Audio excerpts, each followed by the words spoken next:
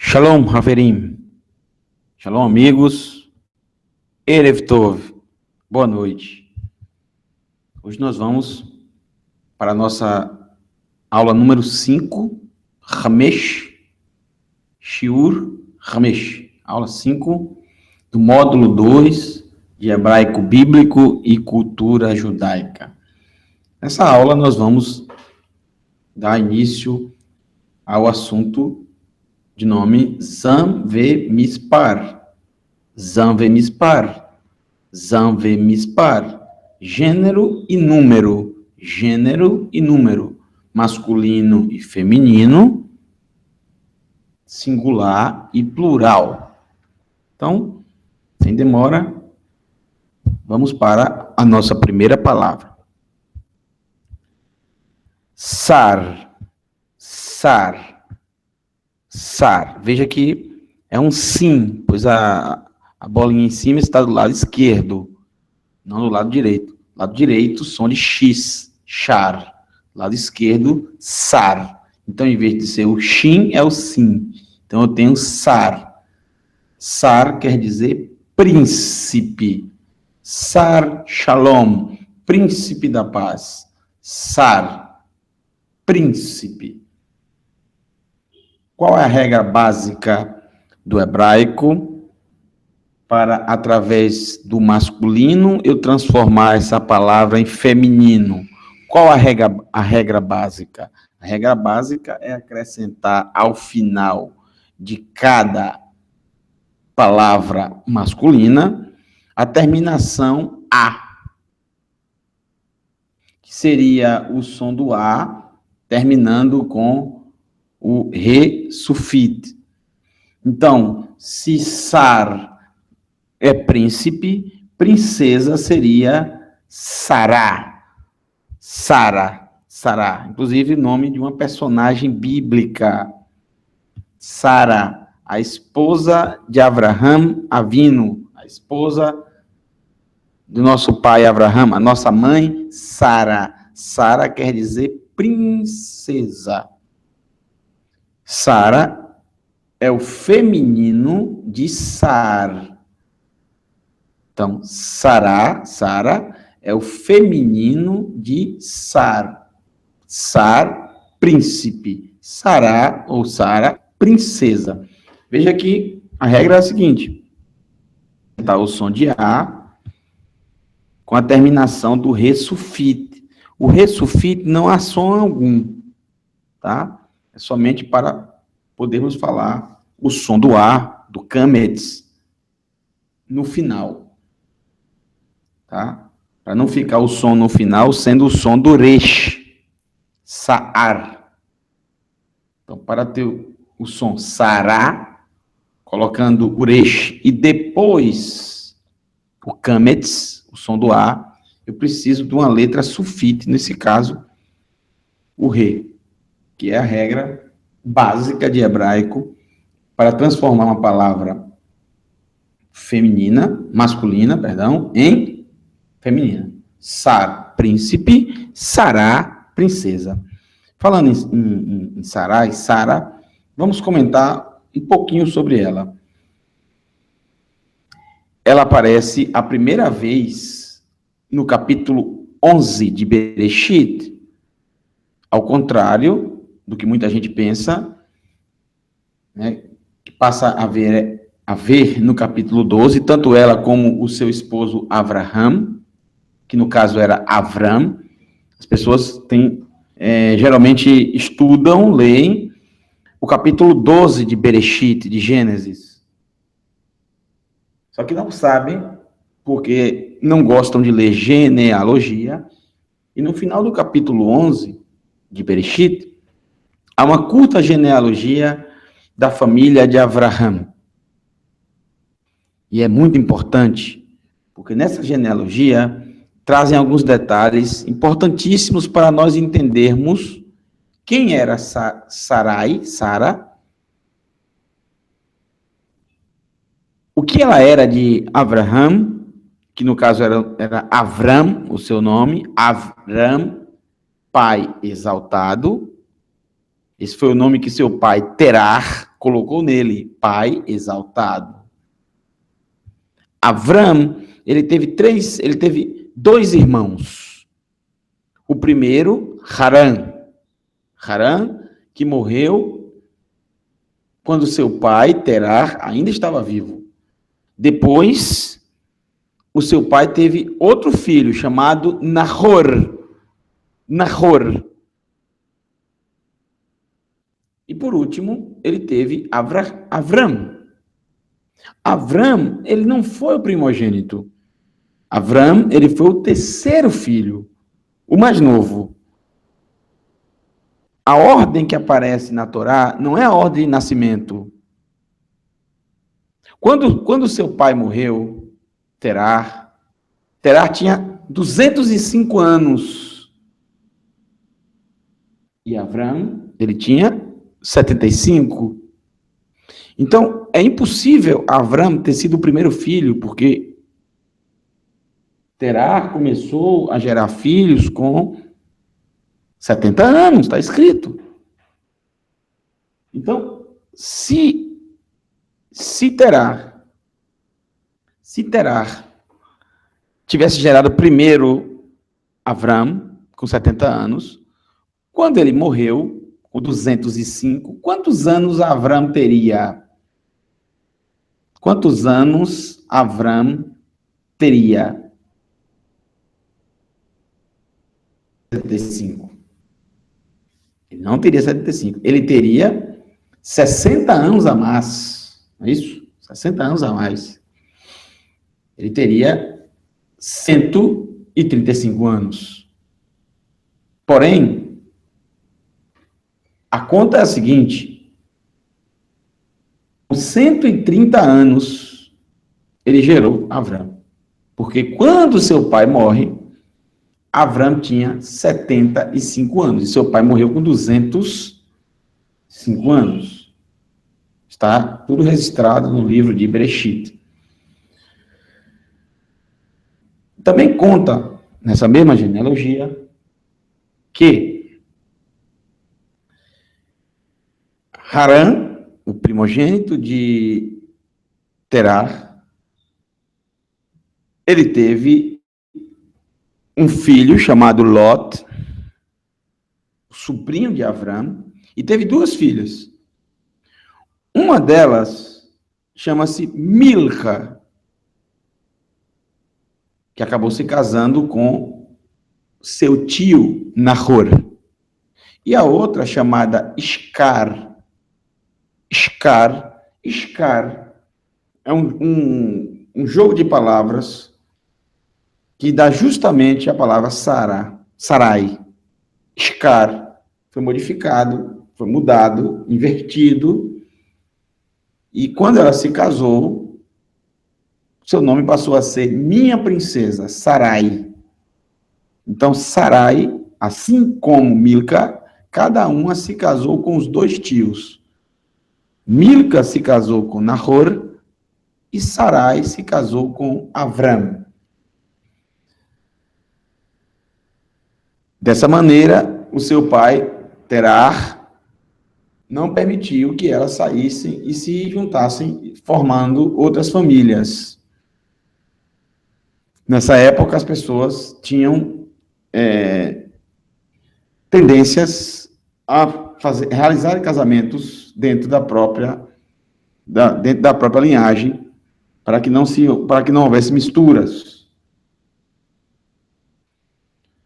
Por isso que em determinado momento, Avram chega a dizer que Sara era sua irmã. É óbvio que foi uma mentira, mas ele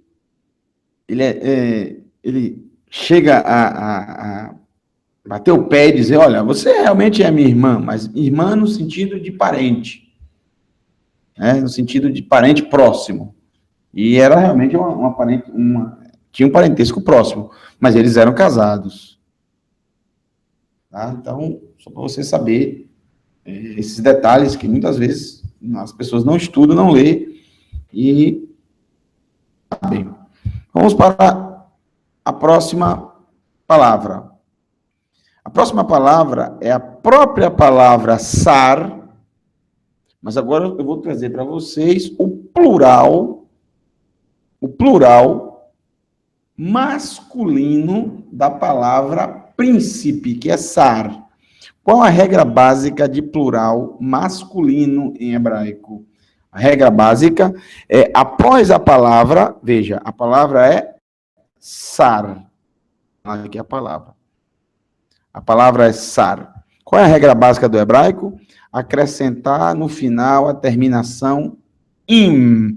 Então, todas as vezes que você vê uma palavra hebraica, claro, existem exceções, mas na grande maioria das vezes que vocês encontrarem uma palavra com a terminação im, perceba, im, o iud e o mensufit, é um plural masculino. Masculino. Então, sar, príncipe. Feminino, sará, sara. Plural de sar, sarim, sarim, sarim, príncipes. E qual a regra básica do plural feminino? A regra básica do plural feminino, esqueça a terminação a terminação é a, é alterada para a terminação ot. Ot, o rolen vav e o tav.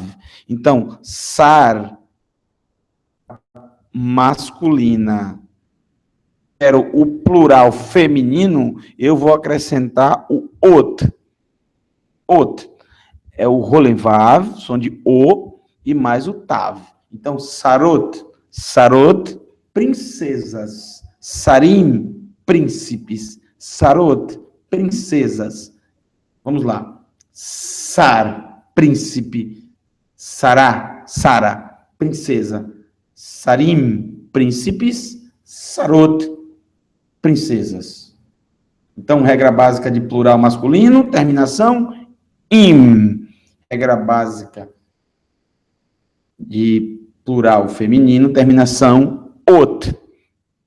Então, normalmente, quando você vê uma palavra em hebraico, ot é um plural e é feminino. Normalmente, quando você encontrar uma palavra com final im, dessa maneira, yud e mem, é uma palavra plural masculino, ok? Vamos ver outros exemplos. Essa palavra sus, tá? Olha a palavra sus. A palavra sus quer dizer cavalo. Sus quer dizer cavalo. Então, qual seria o feminino de cavalo? Em português, égua. Que não existe cavala, né? Égua.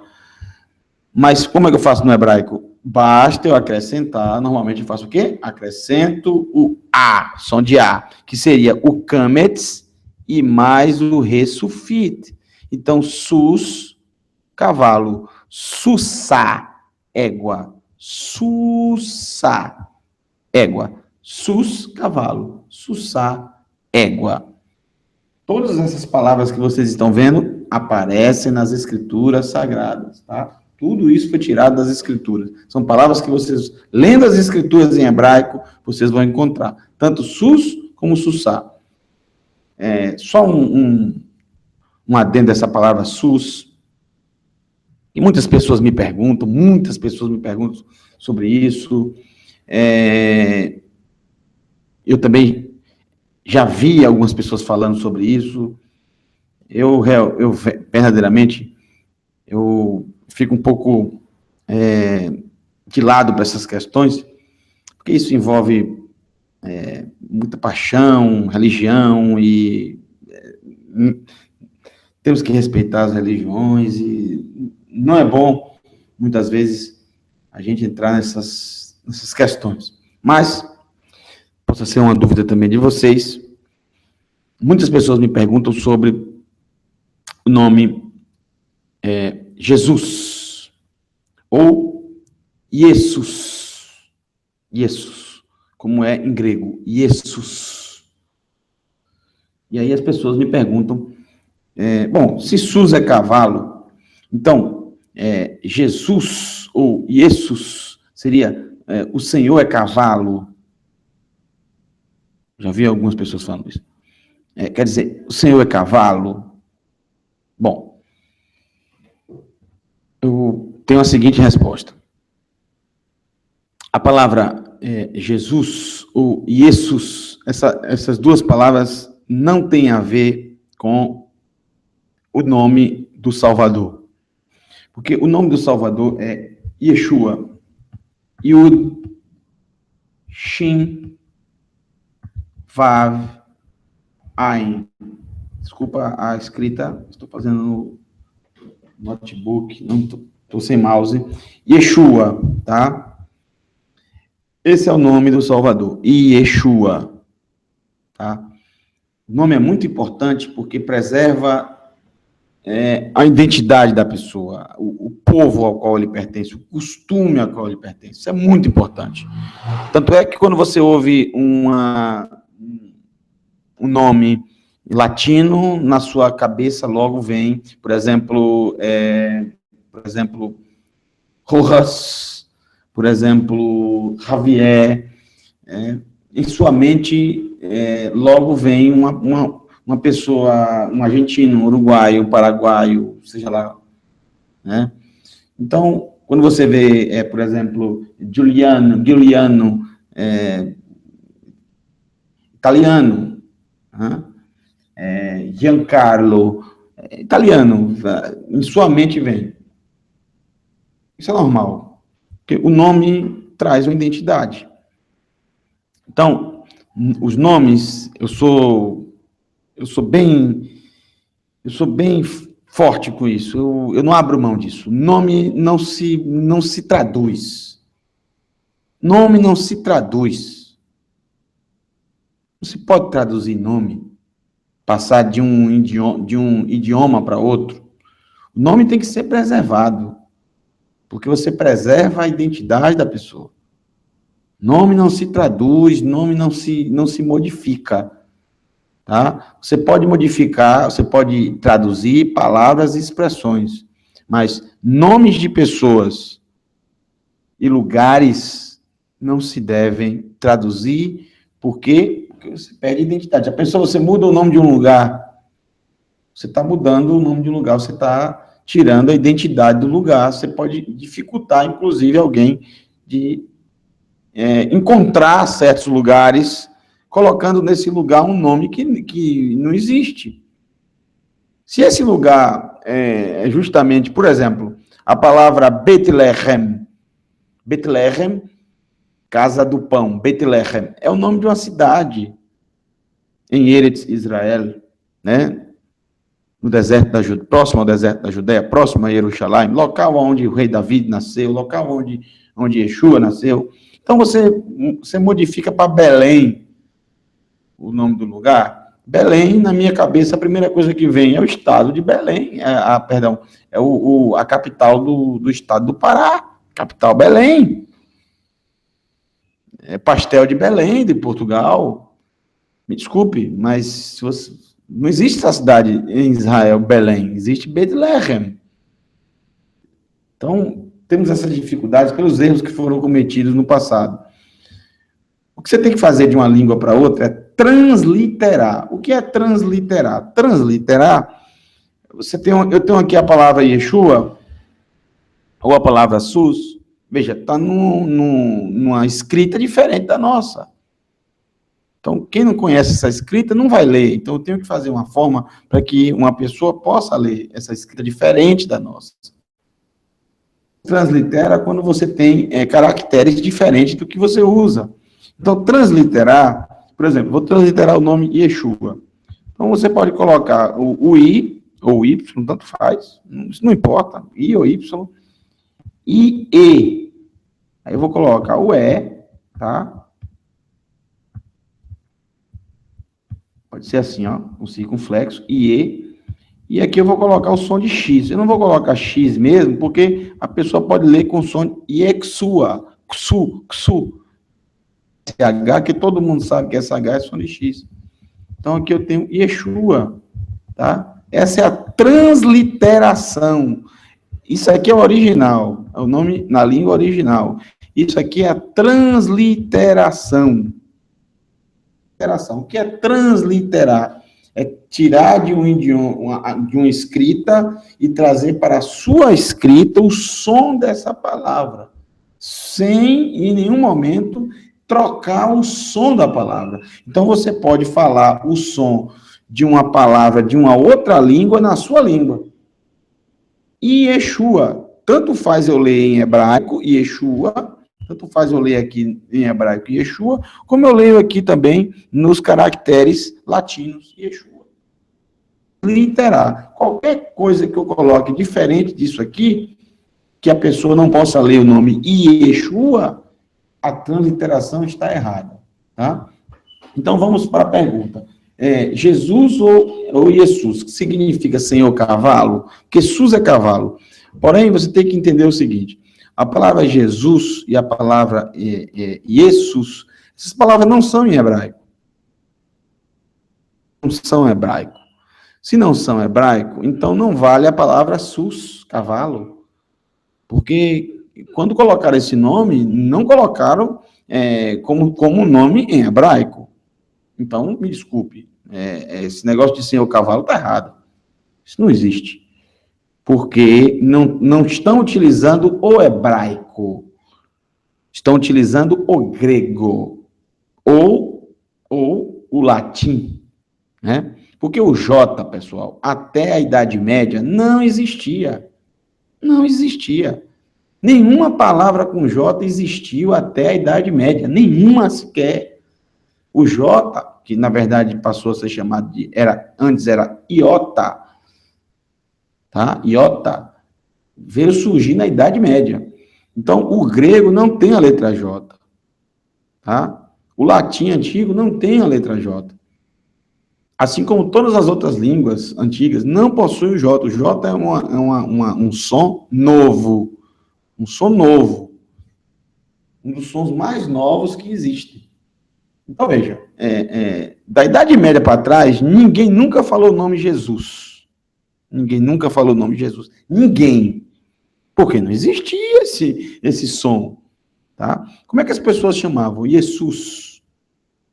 Tá? Jesus. As pessoas que eu estou falando, as traduções gregas. Jesus.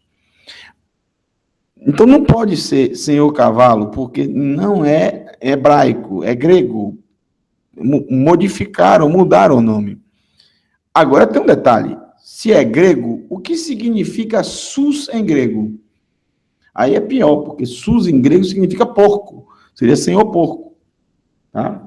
Eu não quero acreditar que alguém poderia ter a loucura de fazer uma coisa dessa. Com esse sentido, de Senhor porco. Me desculpe. Essas coisas eu não acredito nisso, tá? Para mim, é realmente erro de transliteração ou adulteração. A pessoa modifica intencionalmente o nome para que se encaixe nas línguas, tá? Para que se encaixe nas línguas, nas culturas que elas querem.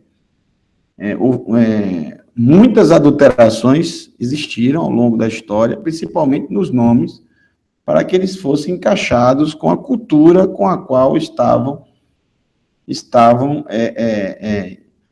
levando as escrituras. Fizeram muito isso, principalmente o Império Romano. Muitas adulterações, muitos nomes adulterados, tá? Outros não, outros são erros realmente de transliteração, tá? Se você vai passar para outro idioma, você tem que manter o som original da palavra. Senão é erro, tá? Então, eu não considero esse nome, Jesus, nem Jesus, porque está errado. Não tem nada a ver com o nome correto. De ignorância, isso já acabou. Isso não tem mais. Não dá para você manter esse erro para sempre. Ah, mas as pessoas estão acostumadas. Gente, a gente está aprendendo hebraico, bíblico. Então, a gente tem que aprender correto. Não adianta continuar aprendendo errado. Porque aprender errado, para aprender errado é melhor não aprender. Então, estou passando para vocês a forma correta. Agora, esse essas pessoas que dizem que esse nome significa Senhor Cavalo, Senhor Porco, isso eu não, me desculpe, não é bem por aí. Ninguém fez isso com essa intenção. Eu não quero acreditar nisso, tá? Não quero acreditar nisso. Vamos lá. Vamos continuar. As pessoas dizem, olha, mas esse nome já tem muito tempo que as pessoas usam esse nome, tal. Ok. Né? Eu não tenho nada contra quem usa o nome A ou B, Antônio, Francisco, Jesus, Maria, José. Não tenho nada contra. Agora, você conhece a verdade e a verdade te liberta. Você tem mais intimidade, você fala uma pessoa por nome errado. Todos acreditam realmente que Yeshua ressuscitou. Eu acredito plenamente, mais do que o ar que eu respiro. Ele está vivo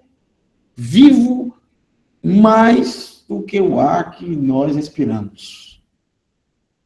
Eu acredito que ele está vivo, com certeza ele está vivo. Então, eu sabendo o verdadeiro nome dele, eu não vou continuar chamando por um nome criado na Idade Média. Né?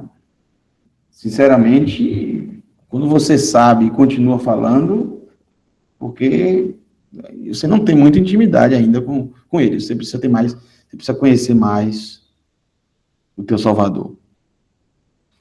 Ele é identificado totalmente com o seu povo, identificado com as Escrituras, tem um nome, o nome dele é hebraico, tá? Ele não é romano, ele não é de outro povo, ele é judeu, tá? Cumpridor de todos os mandamentos, não aboliu nenhum mandamento, não aboliu a Torá, muito pelo contrário, plenificou a Torá. E eu tenho certeza, eu posso te dizer com toda certeza, ele ama o nome Yeshua. Por quê? Foi o nome escolhido pelo próprio Eterno. O anjo avisou, e o nome dele tem um significado muito maravilhoso, que é salvação. Jesus não tem significado nenhum, nem Jesus não tem significado nenhum. É um nome que não tem significado. É maravilhoso quando você descobre a verdade e está escrito. Conhecereis a verdade e a verdade te libertará. Mas, volto a afirmar, não tenho nada contra quem usa, quem gosta. Como eu falei, né? Eu não gosto de mexer muito na religião das pessoas. Né? Isso aí, cada um tem a sua, quem quer ter uma religião tem direito de ter, escolha para ter. Cada um faz e fala da forma que quer. Tá? Estou expressando sinceramente a minha opinião. Vamos lá. Próximo grupo de palavras. Nós falamos, só voltando, nós usamos sus e sussá, cavalo e égua. Agora, o plural de sus. Lembrando, basta você acrescentar no plural masculino o im, terminação im, sussim e égua. Sus, sussá. Sussim, sussot. Sussot. Sempre a terminação ot. Aí, porque não aparece nas escrituras, tá? Não aparece nas escrituras. Não aparece nas escrituras. As pessoas perguntam, mas ele atende quando as pessoas falam Jesus e isso? Gente, quando a pessoa tem uma fé verdadeira, um amor verdadeiro, e a pessoa acredita naquela história que é traçada pelos 4 evangelhos e algumas cartas depois que fala sobre ele, a pessoa acredita naquela história ali, acredita naquela pessoa, Não importa muitas vezes qual o nome que é. O que importa é realmente a fé que a pessoa tem, a confiança naquele ser, naquela pessoa. Ele acredita ser um cumprimento das profecias das Escrituras, que verdadeiramente aconteceu. Ótimo. Mas o que eu quero dizer é, se você sabe a verdade, você pode ir além do conhecimento, da intimidade com ele. Vá além.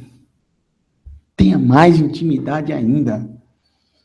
Porque chamar uma pessoa de um nome errado, por um nome errado, isso é indício de uma pessoa que não conhece ela direito. Mas um dia, de repente, você conhece melhor. E aí ele te diz, olha, meu nome na verdade é esse. Você me chama, tudo bem, tá?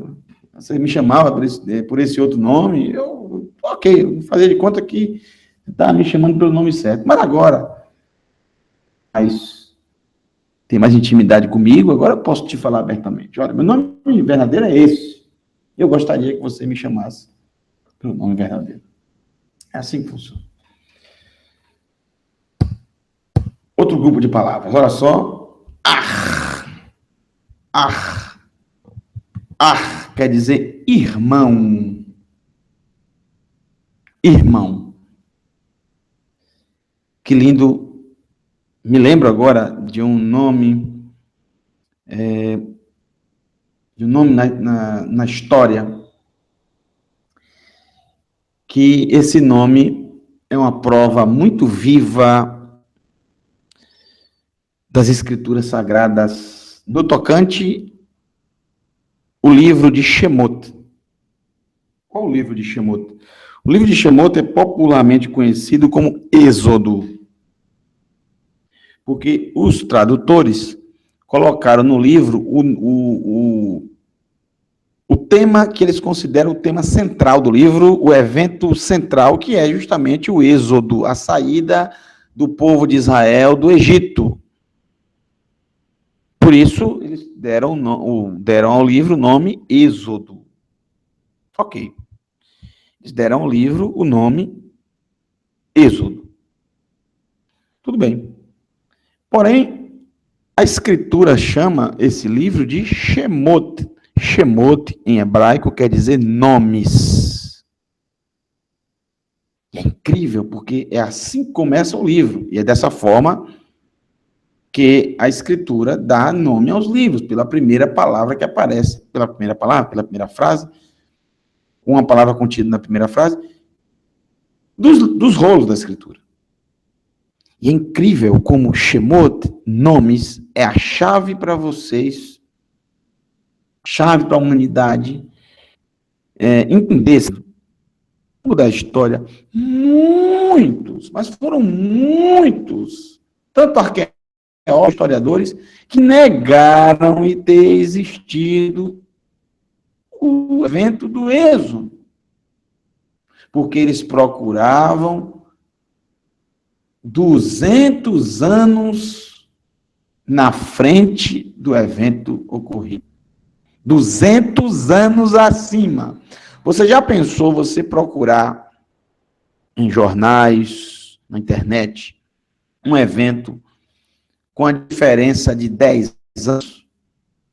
Por exemplo, você procurar, por exemplo, o tetracampeonato, em vez de procurar em 94, o tetracampeonato do Brasil, mundial, da Copa, você procurar em vez de 2004, de 94, você procurar em 2004. O que vai acontecer em 2004? 2004 nem Copa teve.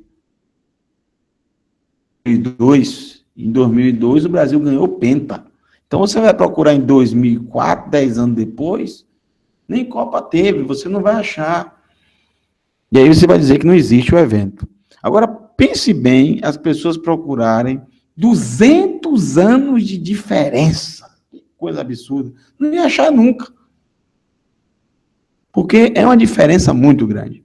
Agora, esse livro, Shemot, Os nomes, como eu falei anteriormente, que o nome é importante. Olha como o nome é importante, pessoal. Os nomes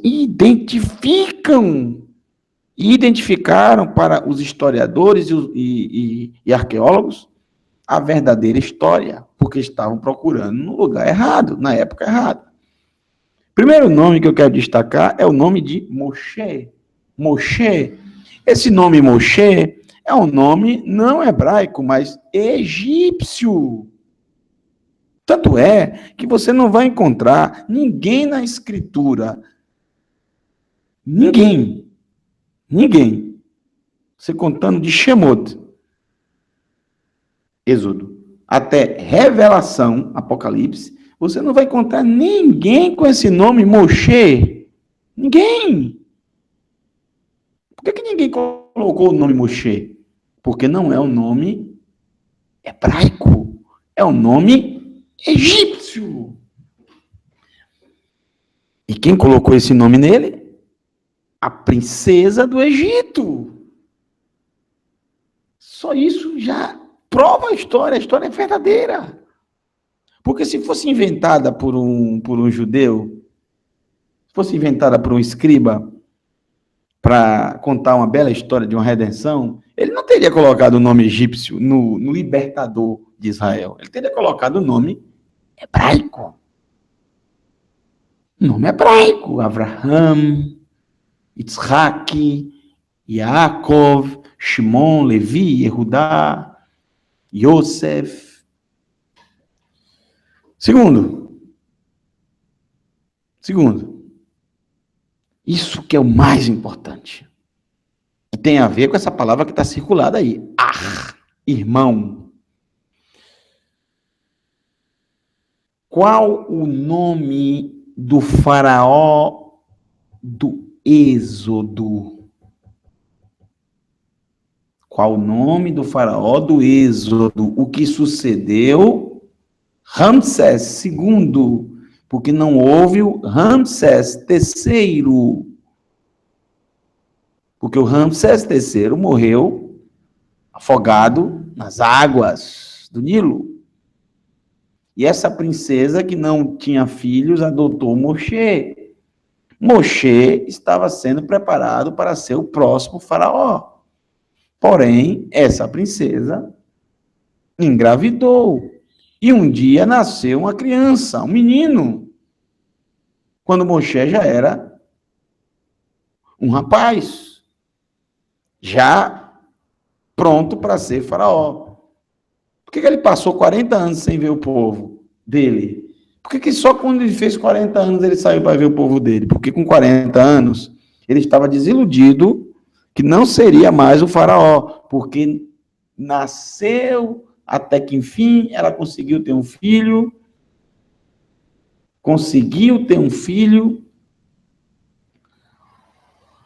E esse menino, qual foi o nome dele? Armoshe. Armose, irmão de Moshe. E ele não deixou descendente, porque não existe Armose segundo. Por quê? Porque o descendente dele morreu, o primogênito dele morreu na 10ª praga. Que coisa incrível. Descobriram o sarcófago de Armoshe, descobriram também o do seu filho, que morreu muito jovem,